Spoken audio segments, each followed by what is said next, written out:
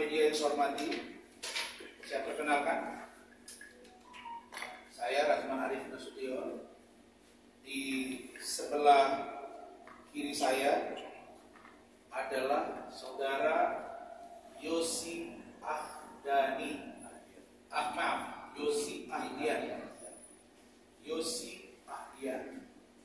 yang merupakan pengacara dari saudara atau keluarga dari almarhum Eki, gitu ya, dan juga selaku kuasa hukum atau pengacara dari keluarga almarhum Vina. Jadi saudara Yosi ini adalah orang yang pertama ya, memegang kasus ini sebagai fungsi pendampingan hukum. Kuasa hukum kan? Nah, sebagai seorang lawyer, beliaulah orang pertama yang diminta menjadi kuasa hukum oleh Bapak Rudiana. Betul ya? Orang tuanya Eki. Begitu juga yang diminta oleh orang tuanya almarhumah Vina, yaitu orang tuanya atau ayahnya. Namanya siapa? Bapak Wasnani. Clear ya? Nah, saya di sini juga didampingi oleh asri abadi saya, Ibu Ade Suryani, dan managing partner Ranlovo, Saudara Rahmat Triani, Sregar secara hukum master hukum, Saudara Iwayang, seorang lawyer mitra dari Ranlovo, dan Saudara Waki. Saudara-saudara, saya ingin sampaikan bahwa preskon hari ini adalah upaya saya, satu itikat baik saya selaku owner dan founder dari Ranlovo bersama dengan tim untuk membantu pihak kepolisian dalam mengungkap kasus atau tabir yang sekarang makin bias kemana-mana tentang kematian almarhumah Vina dan almarhum Eki yang dinilai tidak wajar. Itu poinnya. Jadi kami tidak dalam rangka menyudutkan siapapun. Ranlovo yang saya pimpin di samping membantu pihak kepolisian juga mendorong pihak kejaksaan untuk juga memantau kasus ini. Begitu juga dengan pengadilan, karena ini sudah berjalan dari proses penyidikan sampai penuntutan sampai dengan putusan. Artinya instrumen penegakan hukum Indonesia terhadap 2 orang warga negara Indonesia yang meninggal tidak wajar ini sudah berjalan. Ada fungsi pembelaan hukum pendampingan, ada lawyer yang bernama Saudara Yosi, ada kepolisian yang sudah memeriksa dan melakukan pemberkasan, ada jaksa yang sudah juga melakukan fungsi pra-adjudikasi bersama-sama, memeriksa berkas, penyidikan dan penuntutan. Keluarga almarhum Eki dengan keluarga Vina. Oke, Pak. Saya juga sebenarnya sangat kecewa nih terhadap keluarga Vina. Ya. Karena pertama, waktu itu dia statement di media bahwa tidak ada pengacara yang membela dia karena mereka orang tidak punya. Saya bilang saya kaget waktu lihat itu. Loh, saat itu saya menjadi kuasa hukum keluarga korban dua-duanya, kan? Ya kan, keluarga korban dua-duanya. Dan saya membela kasus ini tanpa pamrih, Bang, untuk kemanusiaan, Bang. Tidak ada biaya spesial pun dari keluarga Vina dan keluarga ini. yang pertama. Yang kedua, saya sangat kecewa dengan keluarga Vina. Dengan dibuatkan film ini, dia tidak konsul kepada penasihat hukumnya. Makanya sekarang jadi liar sekarang tidak berita masalah perkara Egy dan Vina. Karena dengan adanya film tersebut. Jadi idealnya sutradara itu harus koordinasi dan konsultasi kepada kuasa hukum, karena kuasa hukum yang tahu perjalanan kasus itu gitu ya. Gitu. Karena yang membuat legal opinion kan saya dari awal. Ya, jadi karena itu Rinda Yosi, kita sudah dorong agar penyidik Polda Jabar untuk memeriksa pihak production house dari film Vina Sebelum 7 Hari, juga sutradara. Yang kedua, kita juga mendorong, karena begini, keterangan yang berbeda-beda itu, ada yang bilang 3, ada yang bilang 5, DPO itu kan dari keterangan awal. Nah, kemudian ada dugaan yang menyuruh merubah itu. Betul ya? Ya. Yang kita duga berinisial JG, seorang lawyer yang kita duga obstruction of justice. Karena itu, kita dorong Polda Jabar untuk memproses dan memeriksa 2 orang tadi. Ada PH dari film dan ada juga seorang lawyer. Kenapa? Supaya cerita 3 DPO ini terhenti. Kalau memang 1, clear sampai di situ. Itu, baik. Itu poin pertama ya. Poin yang kedua, dengan pengacara Saka, anaknya di bawah umur. oke, yang udah bebas. Ya, secara Ada ke depan.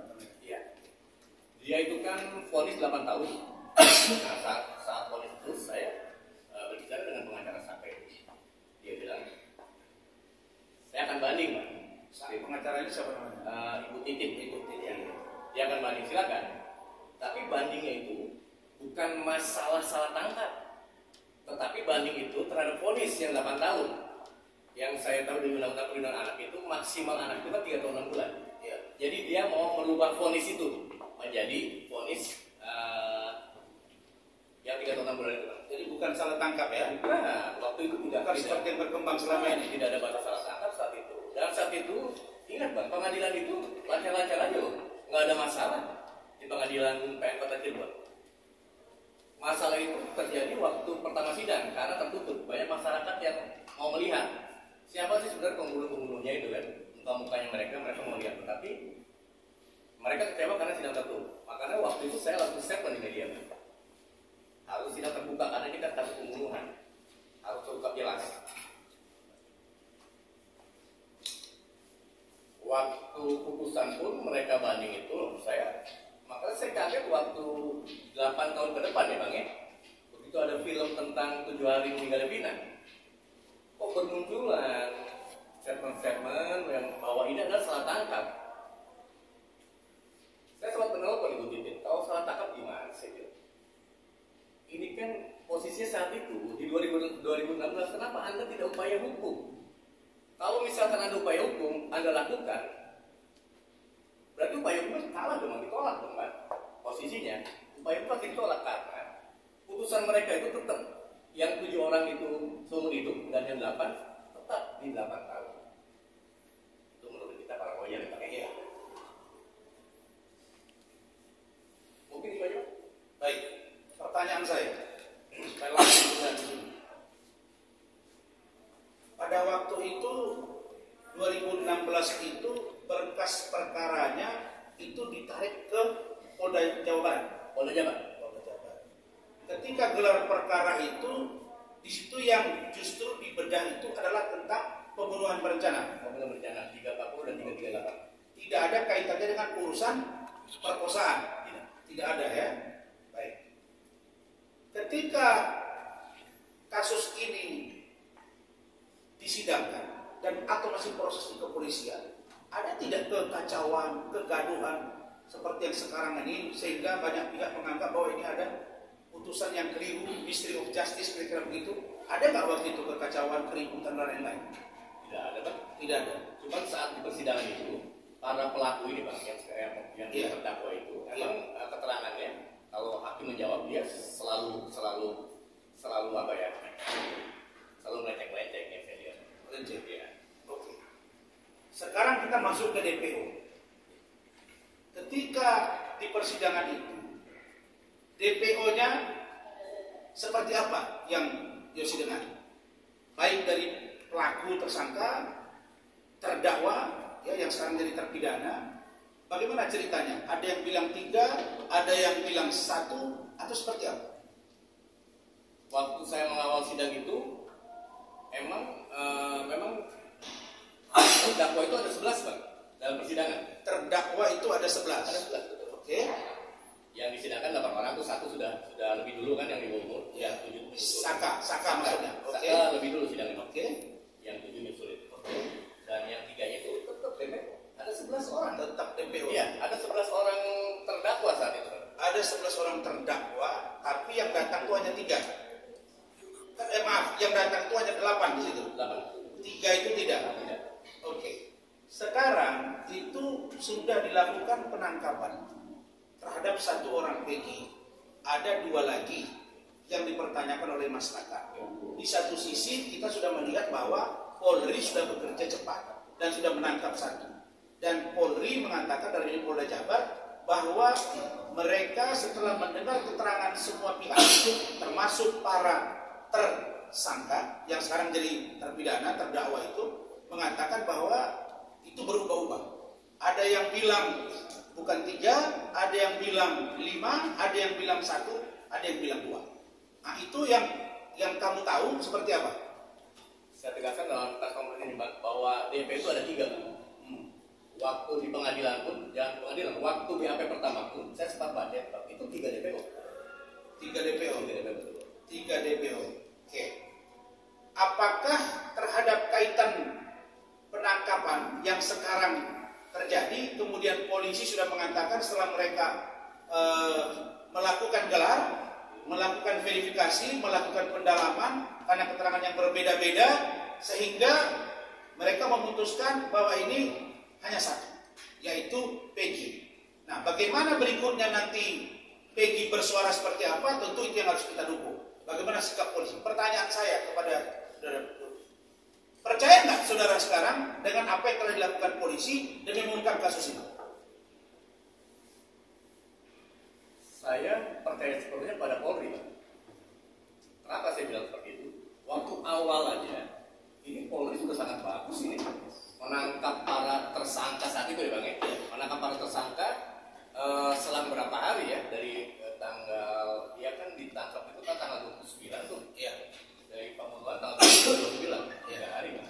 Itu sudah sangat bagus buat Polri, apresiasi buat Polri. Makanya Bang tadi bilang bahwa apakah saya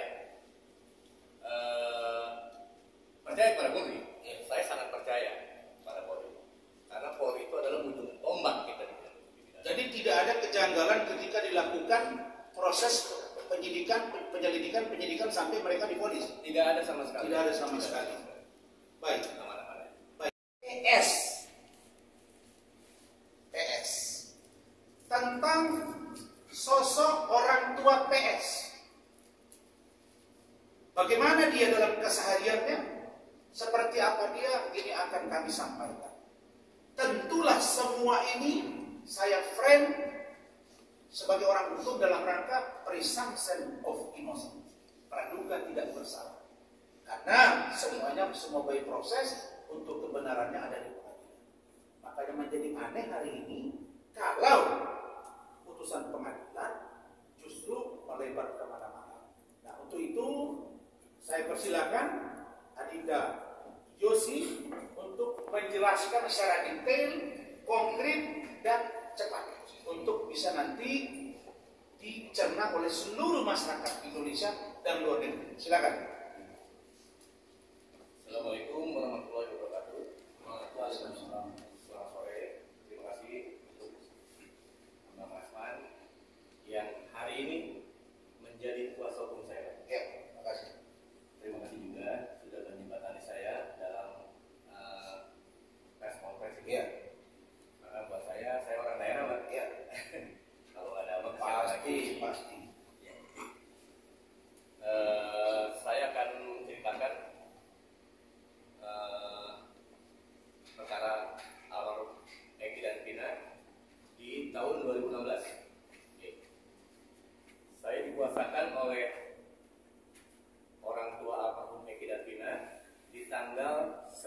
September 2016. Saat itu bapaknya Almarhum Eki dan bapaknya Almarhumina datang pada saya, Pak, untuk tanda tangan puasa. Bapak Eki diwakili oleh ayahnya. Tahun 2016, Iya. Pak. Diwakili oleh ayah kandungnya, Bapak Rudiana, dan Almarhumina dikuaskan oleh orang tuanya juga, Bapak Wasnadi, Pak. orang tuanya laki-laki ya. Iya, orang tua laki-laki. Saat itu ibunya Vina sedang berada di luar negeri, Pak. Jadi TKW. Begitu berdatangan puasa, saya langsung bekerja, Pak.